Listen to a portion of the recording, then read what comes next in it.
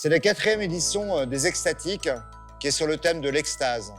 L'extase, ça peut être de la jouissance, ça peut être sortir de soi pour de la beauté, mais ça peut être aussi rentrer en transe. On va le voir dans toute l'exposition. Donc c'est une extase qui est créative. Parce que, par essence, la création, elle est chamanique.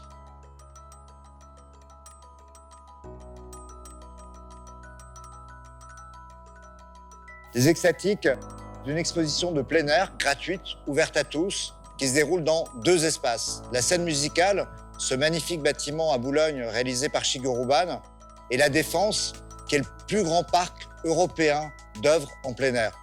On y retrouve des artistes de générations différentes.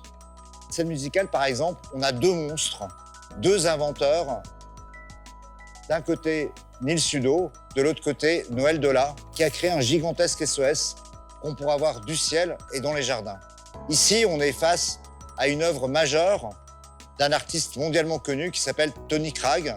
Et Tony Cragg a réalisé ici une sorte d'hommage à Brancusi, mais un Brancusi qui serait organique, vivant. Mais il y a également le plus grand chef cuisinier du monde, Alain Passard, qui à la Défense a réalisé un gigantesque fouet. Un fouet gigantesque qui bat les nuages et qui bat l'air et qui semble être en train de danser.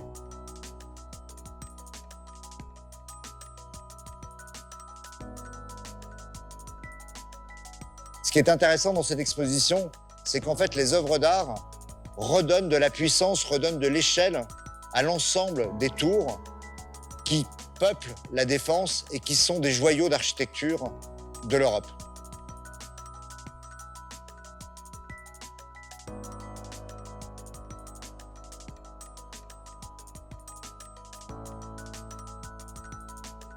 En fait, ici, c'est comme une sorte de porte de télétransportation. C'est une œuvre de Cyril Lancelin. D'ailleurs, c'est presque une sorte de métaphore de l'art. Une œuvre d'art, elle permet de se télétransporter ailleurs, se télétransporter mentalement et aussi physiquement. Et en fait, ce qui est extatique dans les espaces que je pourrais appeler en quelque sorte les espaces de télétransportation artistique, c'est qu'on passe très rapidement du passé au futur. Comme avec l'œuvre, par exemple, extraordinaire de Daniel Arsham, qui représente, en fait, qui reproduit une sculpture du Louvre consacrée à Zeus. Et cette sculpture consacrée à Zeus, soudainement, on voit qu'elle a été pénétrée par des matières étranges, des cristaux, de l'or. Cette œuvre de Daniel Arsham, elle montre que notre regard sur une œuvre, notre regard sur notre patrimoine, il faut le vivifier, il faut aller se télétransporter. Vive les télétransportations artistiques.